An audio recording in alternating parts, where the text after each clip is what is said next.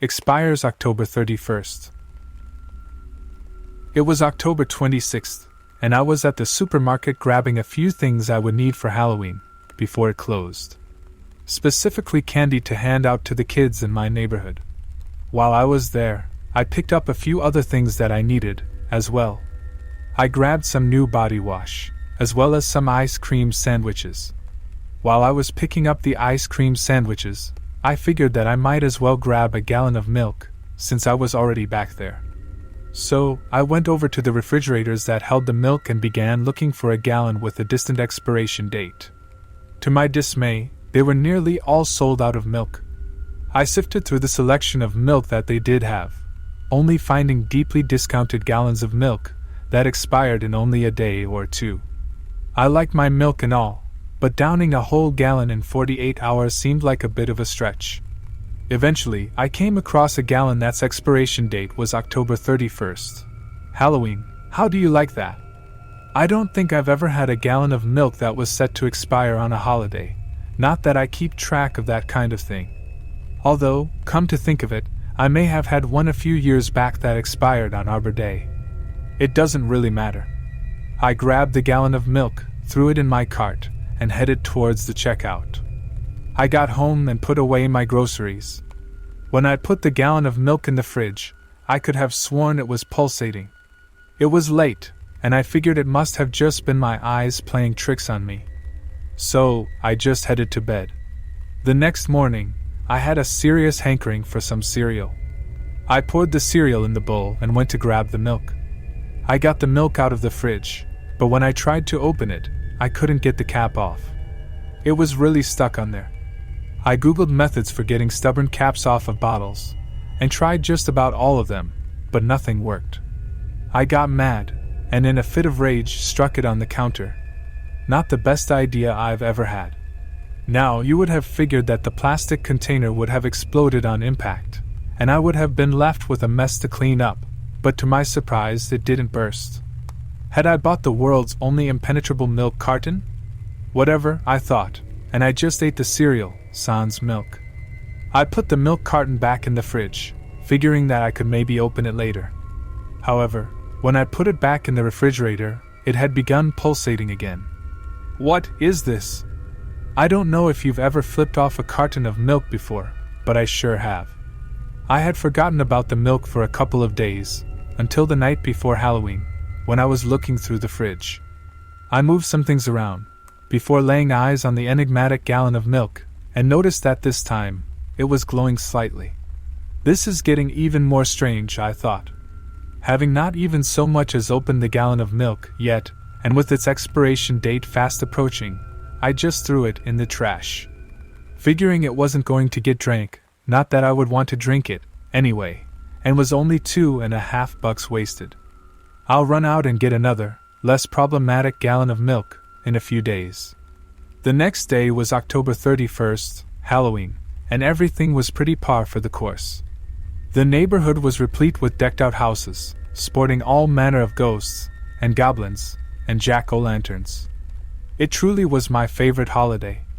The day went on like normal, with nothing of note really happening.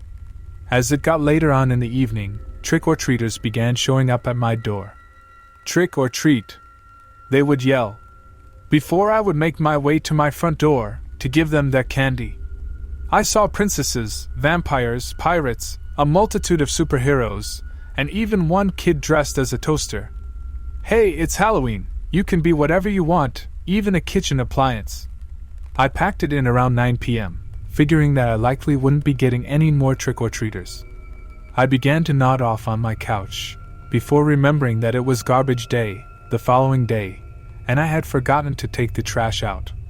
When I went over to the trash can and opened the lid, I saw that the gallon of milk was no longer inside. This was confusing to say the least. I mean, it's not like it sprouted legs and walked away, right? Just then I heard a shrill whine from behind me. I turned around to see the gallon of milk on the kitchen floor, glowing and pulsating. I was frozen in place, not knowing what to do. It let out another whine, before it started chasing me. It chased me all around the kitchen, squealing an unholy squeal. Things were starting to get weird. The gallon of milk then cornered me and started inching closer. When it got within a couple of feet, I gave it a swift kick in the label. It let out a grunt and flew a couple of feet in the air, and I crumbled to the ground in pain, clutching at my now throbbing foot. What was this milk made out of? Cement? I looked around, not being able to locate the milk. I got up slowly, favoring my injured foot, which I was now pretty sure was broken. I hobbled upstairs and barricaded myself in my room. After not too long, there came a banging at my door. I crawled over to my gun cabinet, pulled out my shotgun, and loaded it. It didn't sound like my door could take much more stress. So, preparing for the worst, I hid on the other side of my bed to outweigh the gallon of milk. After 3 more good slams against the door, it gave way, and the gallon of milk barged its way inside. As it made its way through my room, I could hear it making these odd, low gurgling sounds. I could hear it getting closer and closer, when finally, I sprang up from behind the bed and began firing at the gallon of milk.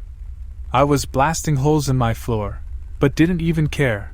I finally had the milk on the run. It scurried away from me, eventually tumbling down the stairs. I would have run after it if it weren't for my bum foot. So, I scooted down the stairs on my butt, in the manliest way possible. While I was making my way downstairs, still holding the shotgun, I inadvertently discharged a round that blasted a hole in the ceiling. Damn, only 1 round left. I had to make it count. When I made it to the bottom of the stairs, I stood up on my one good foot and began hopping, while still holding the shotgun. As I rounded the corner to enter the kitchen, I fell flat on my face and dropped the gun. The damn gallon of milk had set up a trip line. That cunning bastard of a dairy product. When I looked up, I saw the gallon of milk ahead of me, now wielding a knife. Not sure how, since it didn't have hands. It charged at me as fast as it could. Being in a prone position, and not knowing what else to do, I waited for it to get within striking distance, and I lunged forward, punching it with all my might. The knife went flying, the milk fell over, and I'm pretty sure my hand was broken now, too. I looked over at the gallon of milk, which was now not moving. Guess I showed it who was boss. I got up, and shambled my way over to the couch, and collapsed on it. I got out my cell phone, and called the police to report the attempted murder, by way of dairy. They didn't believe me, assuming I was pranking them, and warned me about wasting the emergency services' time and resources, before hanging up on me. Despondently, I set the phone down on the couch beside me. I then grabbed the remote, and turned on the TV, figuring I might be able to catch a good horror movie. I found one and settled in to watch it. Not 2 minutes later, a horrendous screech came from the kitchen. It was the gallon of milk, now glowing something fierce. Oh no, I thought. I got up slowly, hopped over to it, and began cussing out a dairy product for only the 9th time in my life. When I was done hurling insults and swearing at it, the gallon of milk let out an absurdly high-pitched scream of a sound that could wake the dead and probably kill the living. The gallon of milk lurched up at me, and we began wrestling around the living room. The tenacious gallon of milk just would not quit.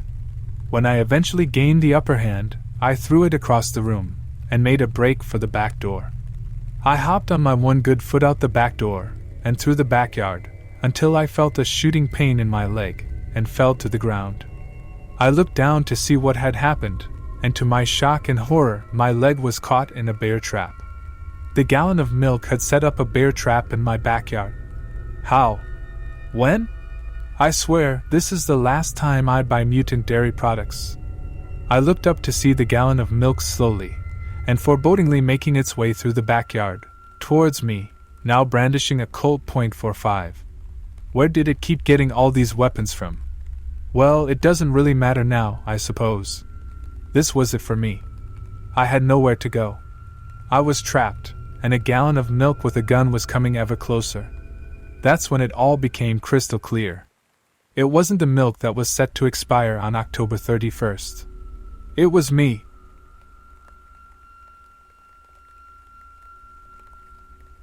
A crack in the dam. Leo Banks drove furiously down the road towards town. His mind raced as he considered the implications of what he'd just seen, and just how he was going to warn everyone. The sun was setting now, and by the time he would get there it would be nightfall. It was Halloween. Kids would be everywhere. The fire department would be kicking off its annual trunk or treat festivities along Main Street. He didn't want to create chaos. But who? Who should he go to in order to get the word out that the giant Gilboa Dam, was going to break and flood the entire town? A member of the fire department. They would be around. He could go to one of them first, maybe suggest an orderly evacuation. He'd have to pull someone aside from the festivities, which would surely cause a scene. Maybe that wasn't the best approach. If someone were to overhear him, it could cause the very mayhem he was trying to avoid. Bedlam on top of an impending flood wasn't what he wanted. He wanted to find the right person or organization to appropriately deal with the impending disaster. Time was of the essence, and he would need to act fast. He felt a strange but brief surge of gratitude at having been granted the opportunity to have this moment of heroism. The universe had put Leo in a unique position, and now an entire community could be saved by him. Not many were given such a chance in life. As he pulled closer to town, he could see the children running around in their costumes. The evening had begun. His sense of heroism began to ebb and change back into a panic. He thought of all of the poor souls, unaware of the danger they were in. He pulled to the edge of town, just before the road was blocked off for the festivities. He parked his car crookedly and leapt out. His time was now. He felt the sense of heroism return. "Sir, you can't park there." A woman called out to him. Leo spun around confused. "I'm sorry," he said. "You can't park there. We have to keep this area clear.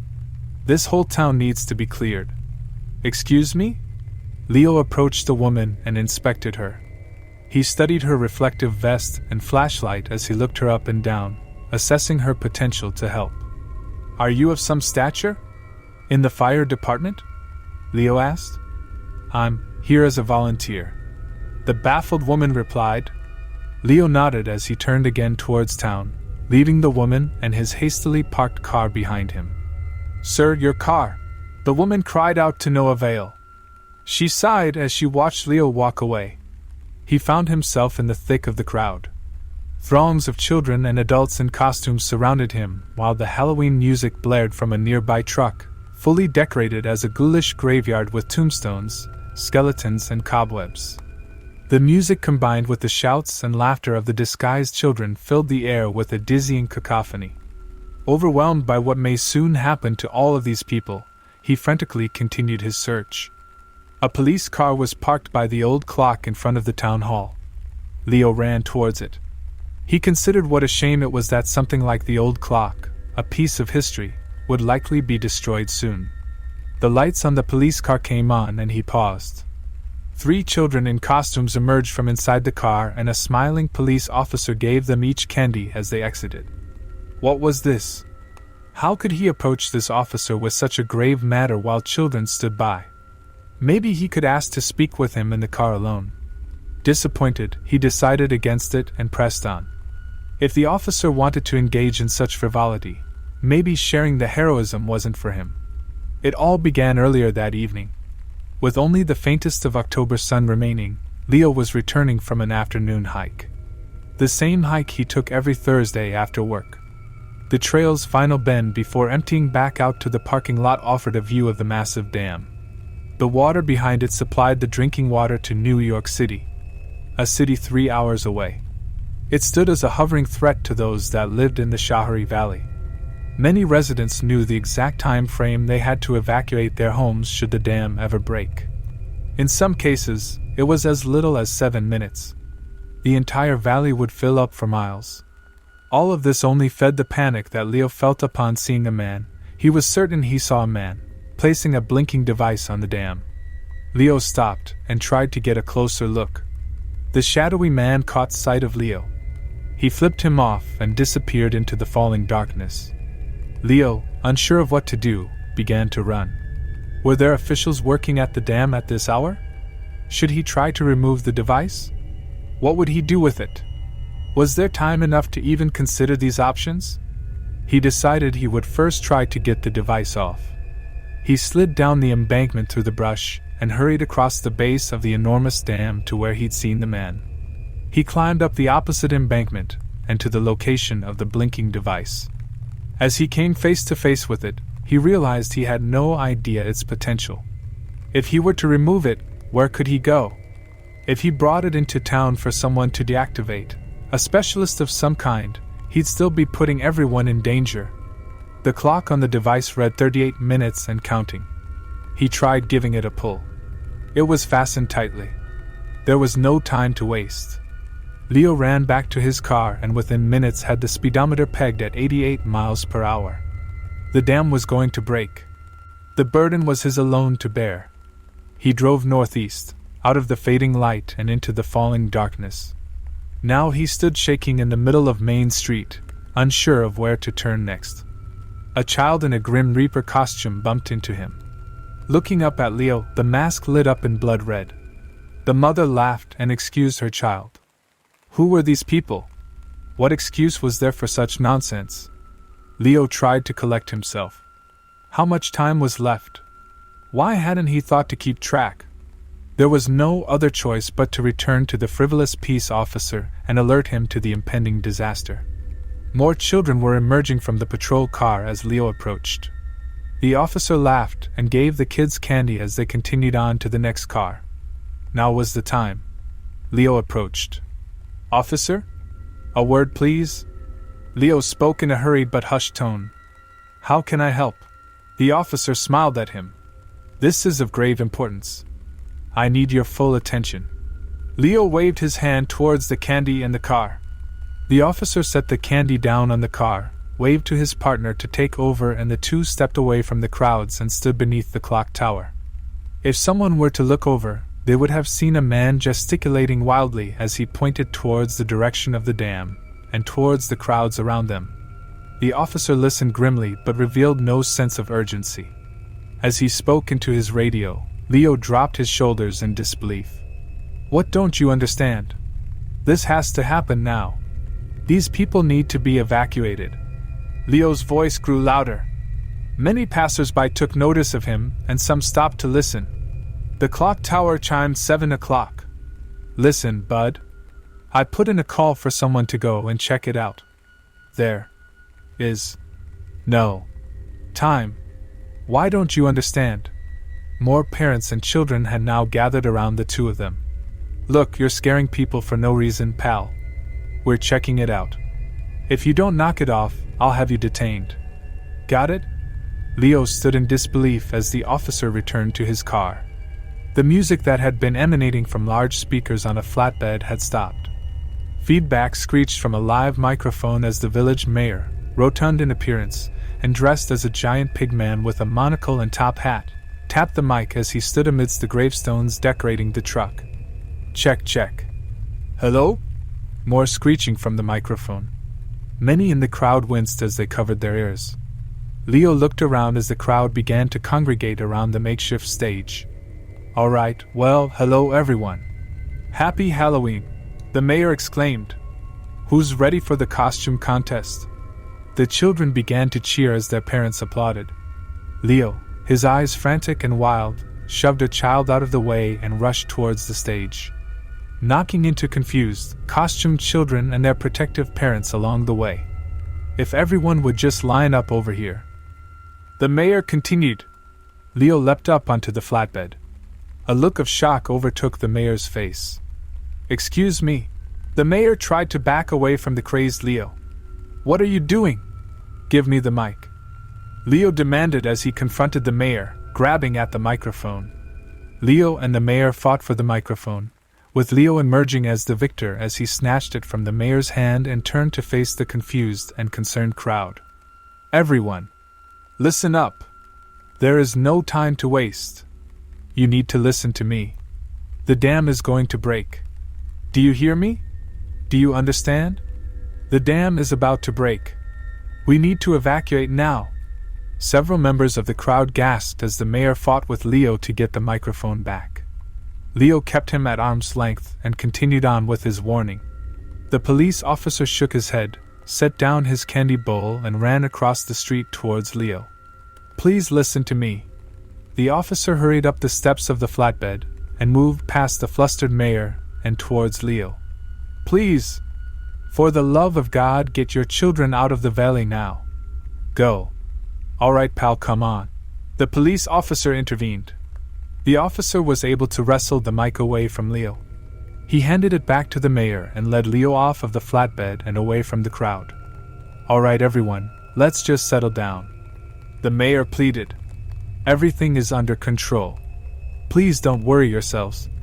The officer had Leo against a building and had just begun to handcuff him when something made them take pause. A deep rumble echoed through the valley, causing an eerie silence amongst the crowd. Everyone stopped what they were doing. Leo's attention was drawn towards the old clock across the street. Standing there below it, a familiar, shadowy-looking man, only slightly illuminated by the overhead streetlight. The man smiled, flipped Leo off, and then receded into the darkness. A woman let out a scream and pointed down the road. The first sign of water had come into view. It moved with the force of a charging army towards the crowd. The officer looked in disbelief at Leo. "I told you," Leo whispered. The rumble became louder. The water began to flow faster and higher. Everyone scrambled and ran in the confusion. The officer turned his attention from Leo to the crowd. "Head towards higher ground," he yelled to anyone who would listen. Leo watched as the officer disappeared into the chaotic mess of frightened people and the surging floodwaters, his words dissolving into the noise that was engulfing them all. Leo stood alone, with his hands still cuffed behind his back. "I told you," he screamed before he was knocked off his feet and engulfed by the unstoppable, indiscriminate force of water as it flooded out from a broken dam. The water showed no mercy as it crashed through Main Street and overtook the screams and panic within minutes. When it was all said and done, the only survivors left were in the surrounding hills, their homes now inaccessible from any road. They stood by powerless as bodies, fake gravestones, livestock, and any manner of detritus floated around their elevated homes. For weeks, helicopters delivered supplies and even airlifted residents out as the entire valley surrounding them sat filled with water. Water that had refused to be held back any longer, and now had no place left to go.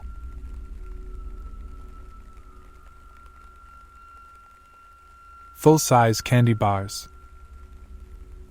There's a point in your life when the things that have happened to you just become stories. I don't mean that they are less important or that they didn't happen, but they just turn into that thing that happened once. No matter how much it affected you, it's just a story, even if you're the one who survived. 5 years ago, when we were 15, my best friend Andy and I decided to go trick-or-treating one more time. I know we were probably too old and the adults in the neighborhood would roll their eyes when we showed up, but we figured they would give up the candy because kids our age were more likely to mess with their house if they didn't get free chocolate. Andy and I weren't like that at all, but it didn't make us any less likely to embrace the idea. Free candy is free candy. Being of that age when lazy becomes an art form in itself, Andy and I weren't just going to go out only to find that we were getting crappy stuff like butterscotch candies or the sort of stuff you'd see in Grandma's candy dish. Leave that for what our parents did. This is the digital age. If you know what to look for, and with even basic social media skills, you can actually get your route mapped out for you in advance. Even 4 years ago, kids were all over Twitter posting pics and putting up hashtags where the really good candy was. It's probably more Instagram now. We looked for hashtag full-size. While it sounded like a good idea at the time, it also led to more than a few pictures of dudes naked below the waist. It wasn't a foolproof way to find the candy, but it worked at least a little bit. We were able to find a neighborhood not too far from Andy's house that had 4 different stops with full-sized candy bars. We each had 3 different masks, you know, the cheap thin plastic kind that gets held onto your head by an even cheaper and thinner piece of elastic or rubber band. They were only $1 a piece at the local dollar store, and we got more than that back in chocolate just from those few houses. Sure, by the 3rd time the parents got the clue, but what difference did it make? By the time we actually went out, Only about an hour had passed until most of the houses were turning off their lights or blowing out the candles in their pumpkins. We went out a bit later than other kids because we were older, and of course that meant we couldn't be out at the same time as the little kids.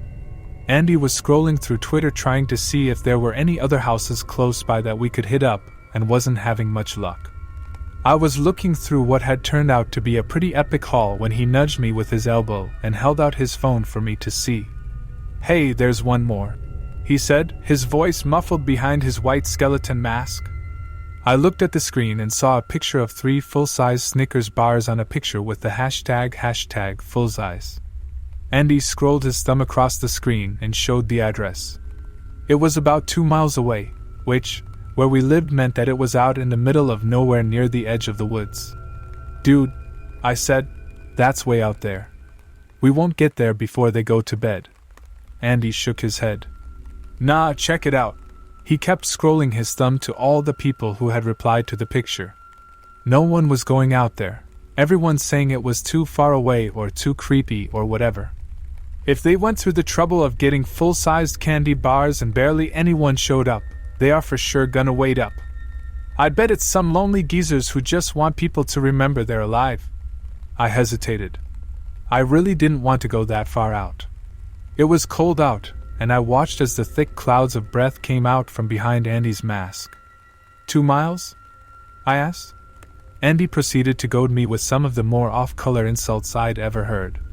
None of which meant anything to me until he pointed out that if no one was going there, then they would probably just give us a bunch of candy without needing to do the mask routine. Finally, I agreed. If nothing else, it would make for a good story.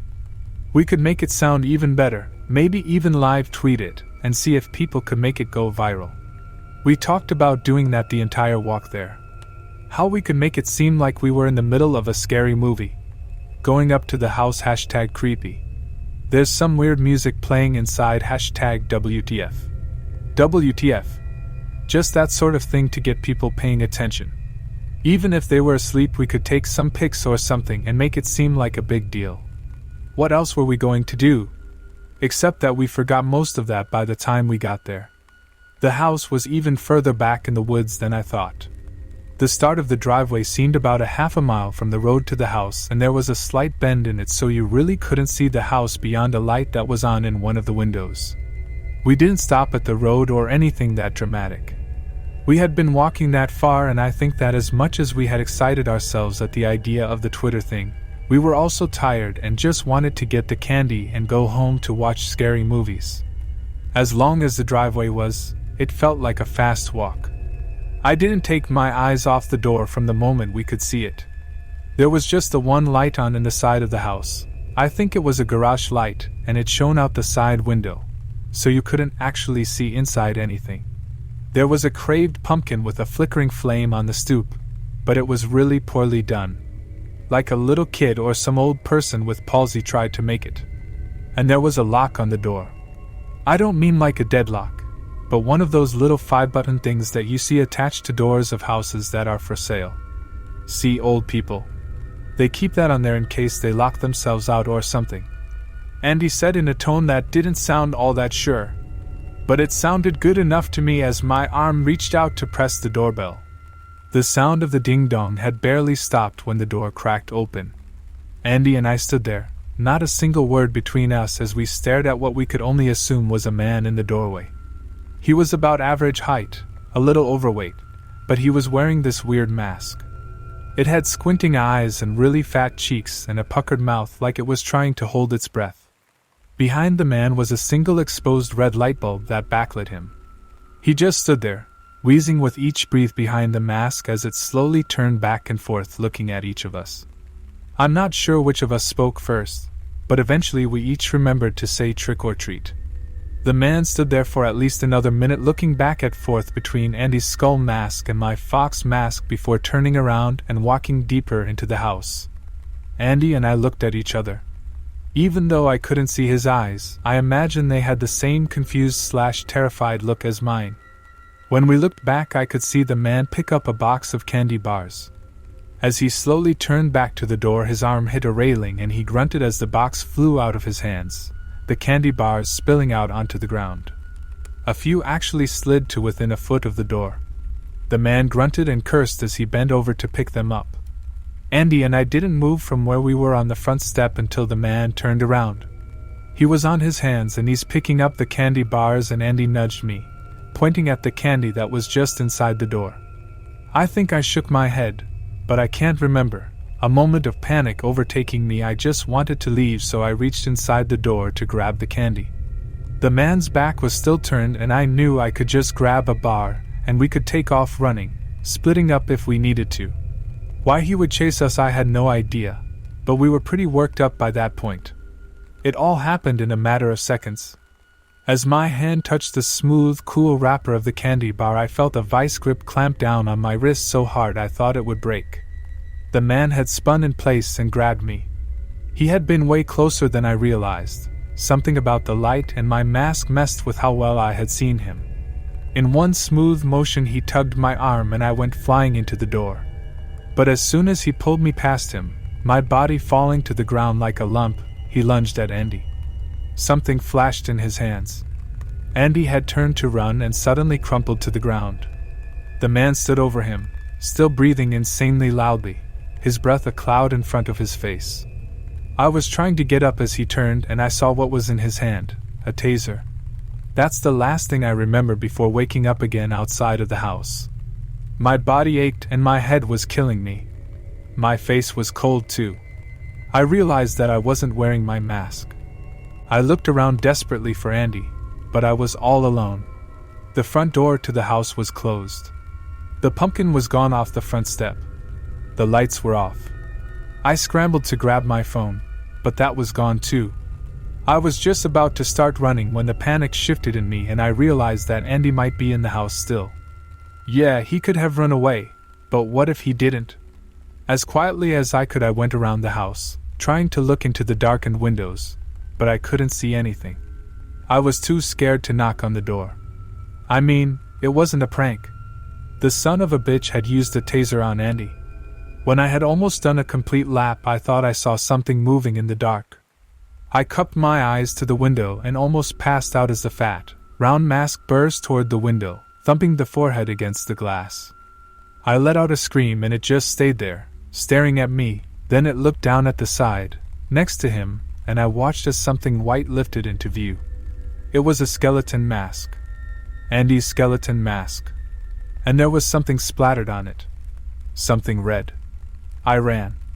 I ran until my legs gave out, and I tumbled against the first house I found that had all the lights on. I was gasping and crying and begging them to call the police. By the time the police got out to the house, there was nothing there. No man. No Andy. All they found was the splintered door frame from where the back door had been kicked in. I hadn't even noticed that in the dark. If I had, maybe I could have done something instead of running away like a coward. I later learned that the lock was on the door because the house had been foreclosed on a week prior. The Twitter account that Andy and I had found was a week old as well. If we had bothered to look, we would have seen that the account followed over 1,000 people and had all of 15 followers. All the tweets were retweets from other legit accounts except for the picture of the candy bars. It was registered in the name of a kid who went to a nearby middle school, but that was just a lie to throw people off. To lure someone in. And it had worked. I cried a lot. I cried as I told the strangers whose house I ran to what happened, begging them to call the cops. I cried when I told the cops and my parents what happened. I cried as I tried to understand why any of it happened, why he let me go. Why he only took Andy. It's been 5 years since Andy disappeared and there's been nothing. No response. Every year, I sit on Twitter and I look up the hashtag #Fullsize, checking everything out, making sure it isn't a lie or a lure. I've called the police more than a few times thinking I found the guy.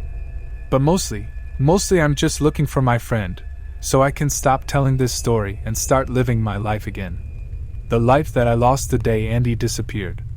All for a full-size candy bar.